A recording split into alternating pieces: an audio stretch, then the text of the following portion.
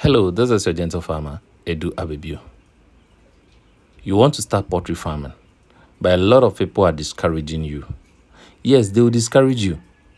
They've not tried, but they've heard stories. Mamenka Semitro. Poultry farming is a very good industry. An industry where you don't need marketing aspects, especially when it comes to egg production. You don't have to market. The eggs will market itself. Opeso going to emwanye mwa. Ni nyina gyina wo so. Ni nyina gyina sɛ wobɛwe ata so. Adwuma bie ni wonuma enye hu.